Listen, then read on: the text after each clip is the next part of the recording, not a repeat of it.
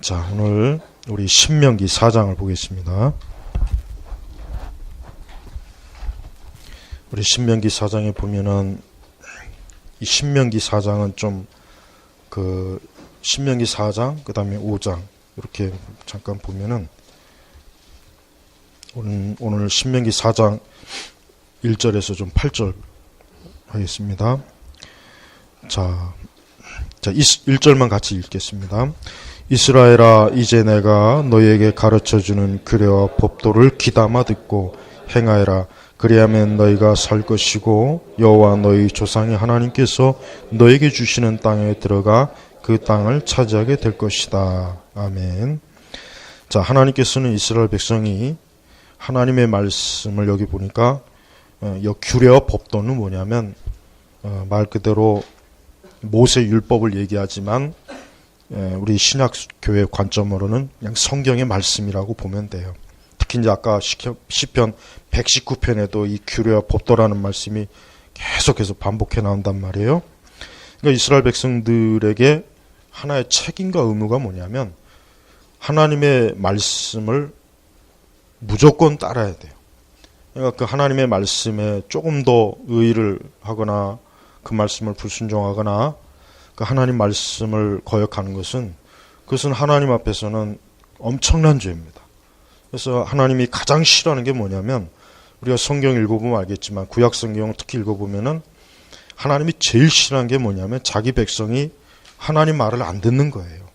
이거 이해하기 쉽잖아요. 우리 부모님들이 아이들이 언제 제일 좀 아이들이 싫습니까? 말을 안 들을 때. 부모의 말을 안 들을 때 제일 아이들이 아주 그냥 밉상이죠, 밉상들. 응? 똑같아요. 하나님도 하나님의 백성, 또 교회, 우리 신약의 교회가 우리 그리스도인들이 하나님의 말씀을 귀담아 듣지 않는 것은 하나님이 가장 싫어하는 겁니다. 그러니까 구약의 율법 전체를 보면은 그냥 너희는 하나님의 말씀에 순종하고 따르라. 그게 요약입니다. 전체 요약입니다. 그러니까 근데 이스라엘 백성들이 그렇게 안 했죠. 그래서 지금 이 신명기 4장에 보면은 만약에 너희가 이 말씀을 따르면 내가 이러이러한 복을 줄 것이지만 너희가 만약에 내 말을 따르지 않으면 이러이러한 또 해를 당할 것이라는 것을 이 신명기 4장에는 구체적으로 나와 있습니다. 그래서 우리가 신명기 4장은 조금 빨리 건너뛰지 말고 한 절 한 절 읽으려고 하는데, 그래서 보니까 그리하면 너희가 살 것이고 여호와 너희 조상의 하나님께서 너에게 주시는 땅에 들어가 그 땅을 차지하게 될 것이다. 그러니까 먼저 뭐냐, 하나님의 뜻을 귀담아 듣고 행하여라. 아까 우리 오전 말씀하고도 똑같죠. 그러니까 말씀을 듣고 행하지 않으면은 그들이 가나안에 들어가서 절대 가나안의 이방 족속들을 못 이겨요. 왜? 하나님이 함께하지 않기 때문에 못 이깁니다. 그러니까 전제가 뭐냐면 이스라엘 백성이 하나님의 말씀을 듣고 순종하는 겁니다. 우리 성도들이 세상을 사는 방식도 똑같습니다. 우리 성도들도 세속주의에 물들면은 내가 뭘 잘해야 되고 뭐 세상적으로 조건도 충족시켜야 되고 다양한 조건을 막 따져요. 뭐 좋은 학교도 나와야 되고 학벌도 좋아야 되고 뭐 좋은 조건을 똑같이 따진단 말이에요. 그러면은 내가 잘 되겠지. 그게 이제 세속주의 생각이에요. 우리 그리스도인에게 가장 중요한 것은 똑같아요. 이스라엘 백성과 똑같습니다. 영적인 이스라엘이잖아요. 우리가 이 땅에서 하나님의 계명의 말씀, 성경의 말씀대로 살아야 하나님께서 우리를 도우시고 축복하시는 거지, 우리가 하나님의 말씀을 따르지 않으면서 세상 사람들과 똑같은 이런 조건이나 그런 걸 가지고 우리가 살아간다면 그것 자체가 이미 벌써 우리는 하나님의 백성이 아니라는 증거입니다. 왜?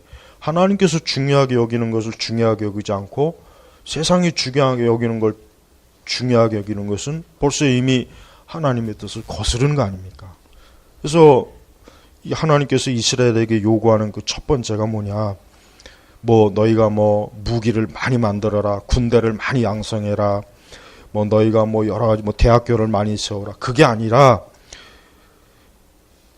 내가 너희에게 가르쳐주는 규례와 법도를 귀담아 듣고 행하여라. 요겁니다. 그러니까 오늘 우리 신약교회도 우리가 말씀을 듣고 행하는 거, 이게 정말 중요합니다. 이렇게 되었을 때야 우리 하나님께서 우리를 이 땅에서 이 세상과 이 세대에서 우리가 부끄러움을 당하지 않고 하나님의 복을 받고 또 하나님과 함께 하시는데, 우리가 그렇지 않은 상태에서 우리가 아무리 세상적인 조건을 우리가 한다고 해도 하나님이 우리와 함께 하지 않으면 아무것도 안 되는 거예요. 그래서 우리는 이 규례와 법도를 귀담아 듣고 행하여라 그랬습니다. 2절에 같이 읽겠습니다.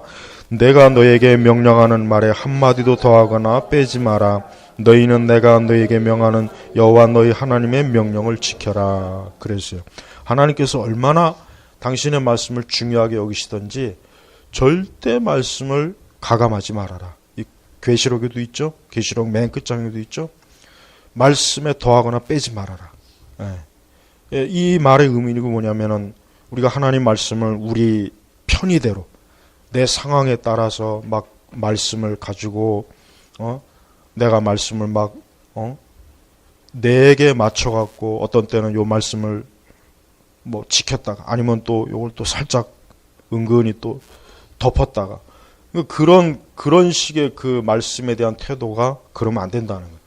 그러니까 내게 좋든 나쁘든 우리는 하나님 말씀을 무조건 순종해야지, 말씀을 이리저리 보다가 어떤 때는 지켰다가 어떤 때는 또 안 지켰다가, 그 가감이라는 의미는 바로 그걸 얘기하는 거예요. 바로 그거, 원래 뜻은 그걸 얘기하는 겁니다. 그래서 우리 자신들이 하나님의 말씀을 시대에 따라서 상황에 따라서 어떤 때는 지켰다가 어떤 때는 또 모른 척하고 은근히 그냥 말씀을 알면서도 불순종하고 그런 거예요. 그게 가감의 의미예요. 원래 의미가 그겁니다. 하나님 그렇게 하지 말아라. 그렇게 하지 말고 내가 너에게 명령한 것은 그거는 명령을 지켜라. 지켜라 이거예요. 지켜. 자꾸 그 말씀에 그냥 그 말씀을 따르지 않고 자기 편의대로 자꾸 말씀을 자기 합리화하지 말아라 이거죠. 그러면은 하나님께서 기뻐하는 게 아니다 이거죠. 그러면서 이제 3절에 보니까 바알보로에게 하신 너희가 눈으로 보았으니 여호와 너희 하나님께서 바알보로를 따라간 사람들을 너희 가운데 전멸시켰으나 여호와 너희 하나님께 붙어있는 너희는 모두 오늘까지 살아있다. 그러니까 하나님이 기뻐하지 않는 악의 세력과 이 세상과 함께 붙어있는 자들은 하나님이 다 그냥 전멸, 그러니까 그들을 흔적도 없이 없앤 거예요. 그러나 여호와 하나님께 붙어있는, 이 말이 참 표현이 참 너무 좋습니다. 여호와 너희 하나님께 붙어있는, 그러니까 하나님께 붙어있다는 게 뭡니까? 하나님께 가까이 한다는 거예요. 딱 붙어있어라. 너희는 내게 딱 붙어있어야지 내게서 조금이라도 떨어지면 안 된다. 우리 성도들은 일상에 살아가면서 하나님께 붙어있어야 돼요. 매 순간 하나님께 붙어있습니다. 이 붙어있다고 하는 게 뭐겠어요? 다른 게 아니죠. 5절에 보면 보아라 여호와 나의 하나님께서 명령하신 규례와 법도를 내가 너희에게 가르쳤으니 이는 너희들이 들어가 차지할 땅에서 행하게 하려는 것이다. 그러니까 하나님의 말씀을 배운 대로 순종하고 그 말씀대로 살아가는 게 그게 붙어있는 의미예요. 그게 붙어있다고 하는 거예요. 그러니까 그렇게 하면은 너희들이 들어가 차지할 땅에서 행하게 하라는 것이다. 6절에 너희는 그 규례와 법도를 지켜 행하여라. 여러분 보세요. 계속해서 같은 말씀이 반복되죠. 지켜 행해라, 지켜 행해라, 지켜 행해라. 왜 이렇게 반복하겠습니까? 안 지키고 안 행하니까 그러는 거예요. 그러니까 인간의 본성은 하나님 말씀을 어떻게 하면은 안 지킬까? 어떻게 하면은 이 말씀을 불순종할까? 어떻게 하면 이 말씀을 안 따를까? 어떻게 하면 내 하고 싶은 대로 마음대로 할까? 이게 사람의 본성이에요. 하나님의 그 타락한 사람의 본성을 너무 잘 아니까, 그러니까 계속해서 이 같은 명령을 자꾸 반복하는 거예요. 자꾸 반복해서 잊지 않도록 아주 마음이 아주 못을 박는 거예요. 못을 박는 거예요. 그래서 그렇게 지켜 행하면 그 민족들의 눈에 그것이 너희의 지혜와 총명이 될 것이며 모든 규례를 들은 그들은 과연 이 위대한 나라 사람들은 지혜롭고 총명한 백성이다. 그러니까 이방인들조차도 우리가 하나님의 말씀대로 살면 그들조차도 하나님의 백성들이 참 위대하구나. 야, 저들이 정말 대단한 민족이구나. 함부로 넘보지 못하는 거예요. 그러니까 하지만 반대로 계속 뒤에도 나오겠지만 뭐 성경 역사에도 나오지만 하나님의 백성들이 불순종하면 제일 먼저가 뭐냐면 그 이방 민족들이 아주 이스라엘 짓밟아요. 성경에 계속 나와요. 이스라엘 역사를 보면 알지만. 그러니까 하나님의 말씀에 불순종하면 하나님께서는 그 주변에 있는 민족들을 채찍으로 삼아가지고 자기 백성을 매를 치는 거예요. 매를 치는. 그러니까 애굽도 그렇고 아수르도 그렇고 바벨로니아도 그렇고 보세요. 이스라엘이 불순종하니까 꼭 그 매를 그들을 들어 매를 대는 거예요. 하지만 반대로 하나님의 말씀을 따라 살면 그 이방 민족들조차도 그 이스라엘 사람들을 위대하고 지혜롭고 청명, 그러니까 지혜롭고 청명하다. 이 지혜와 청명이 어디서 나오겠습니까? 말씀에서 나오는 거예요. 네, 말씀에서 나오는 거예요. 그러니까 말씀대로 사는 게 그게 지혜롭고 청명한 거예요. 네, 그러니까 성도는 우리가 지혜롭고 청명해야 되겠죠. 네. 근데 이것은 무슨 뭐 우리가 학교에서 시험을 잘 치른다는 의미가 아니라 우리가 이 땅에서 매사에 우리의 인생사를 하나님의 말씀대로 사는 게 그게 지혜롭고 청명한 것이다. 사람은 살다 보면은 사람이 살면은 그래요. 결국 사람이 역시 지혜가 있어야 되고 청명해야 돼요. 그래야 우리가 인생 사는데 조금이라도 좀 더 잘 살 수가 있어요. 어쨌든 가만히 보면은. 근데 우리는 그것을 어디서 얻냐면은 성경에서 얻는 거예요. 성경. 그래서 성경을 자꾸 읽고 말씀의 뜻을 되새겨야 그래야 우리가 지혜롭고 청명해지고 우리 불신자들이 가득한 세상에서 우리가 저 불신자들에게 짓밟히지 않습니다. 그러니까 우리도 하나님의 말씀을 불순종하면 불신자들이 짓밟아요. 짓밟아요. 우리 믿는 사람들 짓밟아 버립니다. 그 하나님께서 그렇게 하시는 거예요.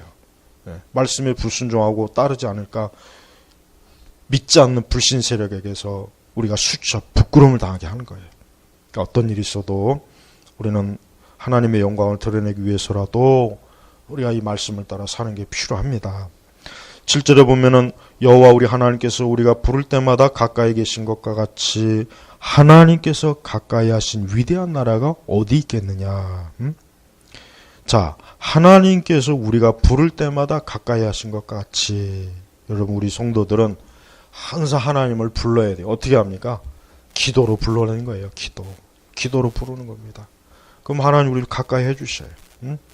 그래서 하나님께서 가까이 하신 위대한 나라가 어디 있겠느냐. 그럼 미국이란 나라가 이 세워진 그 원동력은 뭐냐면 이 미국은 뭐 애초부터 청교도들이 사실은 이제 신앙의 자유를 위해서 사실은 그러니까 원래는 이제 처음에는 청교도들이 간 게 아니라 그보다 훨씬 이전에 그냥 유럽에 있는 그 개척자들이 그 아메리카를 갔는데 근데 실패해 버렸습니다. 근데 나중에 이제 청교도가 그 후에 간 거예요. 그러니까 제일 먼저 청교도가 간 게 아닙니다. 그 청교도는 그 후에 갔어요. 후에 한 80년인가 90년 뒤에 갔어요. 근데 청교도들도 굉장히 고생을 많이 했죠. 그렇지만은 하나님께서 그들에게 미국의 땅을 주신 거예요. 그래서 미국이란 나라를 가만히 보면은 물론 신정 국가는 아니지만 미국이란 나라가 기독교가 왕성할 때는 미국은 자기 자신들을 영적 이스라엘로 생각했어요. 그래서 하나님의 백성, 하나님의 민족, 우리는 하나님이 세우신 그런 자부심이 굉장히 강했습니다. 근데 그 자부심이 어디서 나왔냐면 청교도들이 가지고 있던 생각이에요. 그러니까 청교도들은 미국이란 땅을 하나님께서 자기들에게 주신 땅으로 여겨요.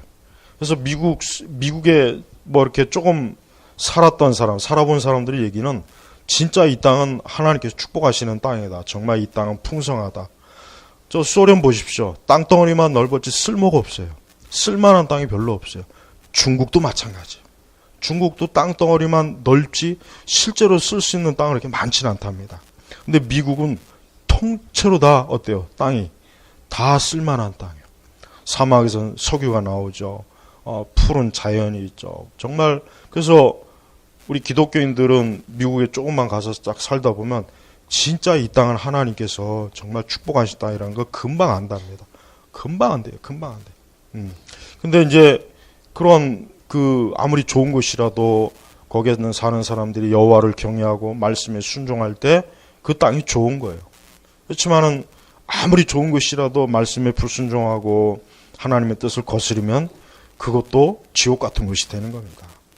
여러분, 저는 우리나라가 물론 뭐 현대 국가에서 신정 국가라는 건 없겠지만은 우리나라가 지금 살려면은 우리 기독교가 정말 말씀대로 우리가 이게 교회가 세워지고 이 우리나라 민족 전체가 다 이 기독교를 개종을 해버려야 돼요. 사실은 이승만 대통령이 그 우리나라 원래 기독교를 국교로 사실 만들 생각을 했는데 그 선교사들이 지금은 국교라는 개념이 없으니까 그건 안 된다, 이제 그렇게 했다고 하더라고요. 근데 사실은 우리나라가 물론 국교로 할 수도 없겠죠. 하기도 어렵겠지만서도 우리 기독교인들의 책임이 뭐냐면 우리나라를 기독교 국가로 만들고자 하는 그런 생각이 있어야 돼.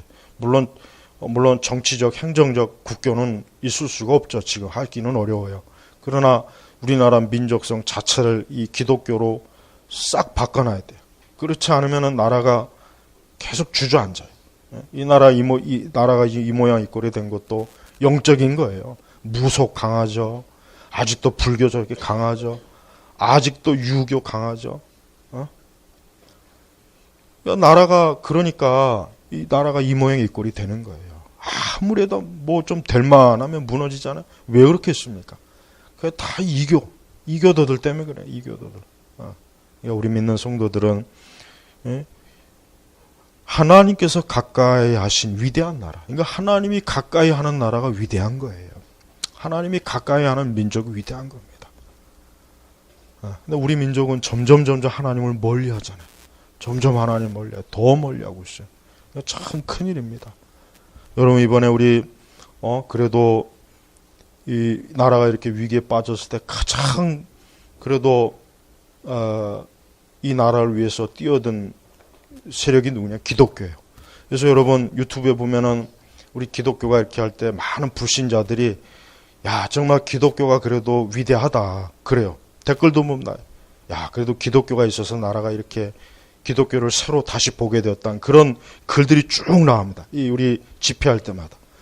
그러니까 우리 교회는 이 나라가 공산화되거나 이 나라가 저런 사회주의, 주체사상, 저런 공산주의, 저런 자들의 이 나라가 절대로 함락이 되면 안 돼요. 그러니까 그걸 위해서 극렬하게 우리가 투쟁해야 됩니다. 이게 우리가 해야 될 일이에요. 근데 아직도 사실 우리나라 주류는 여전히 나서지 않고 있어요. 그러니까 아직 주류가 나서지 않았어도 강하잖아요. 기독교 그 주변의 세력들이 나와도 이렇게 강한데 주류가 나서면 어떻게 됐습니까? 그날로 끝나는 거예요. 그날로 문재인 정권은 그날로 끝나는 거예요. 그러니까 우리가 이 기독교 주류가 빨리 나와서 우리 한국교회 전체가 막 이 문재인 정권 퇴진하라, 물러나라 그렇게 하면은 그러면 이제 이 싸움은 끝나는 겁니다. 그러니까 우리가 그런 사명감을 가지고 열심히 기도하시고 열심히 이 나라가 제발 좀 하나님을 가까이 하는 민족, 하나님을 가까이 하는 나라가 되게 해달라고 기도해야 돼요. 그래야 이 나라가 좋아지지. 안 그러면 나라가 더 나빠져요. 그냥 큰일입니다. 큰일. 그래서 여러분들 기도 많이 하시고 절대 이 싸움은 혈과 육의 싸움이기 전에 영적 싸움이니까 힘을 다해서 기도하셔서 우리 개인이나 우리의 가정이나 우리 이 나라가 하나님이 가까이 해야 돼요. 정말 하나님이 가까이 해야 삽니다. 안 그러면 다 죽어요. 다 죽는 거예요. 그리고 이 좌파들은 반기독교 세력이에요. 저자들은 절대 교회를 좋게 안 봅니다. 그러니까 어떤 일이 있어도 저들이 죽느냐 우리가 죽느냐는 그런 각오를 가지고 꼭 싸워야 됩니다. 그래서 이런 부분에 있어서 정신을 정말 차려야 됩니다.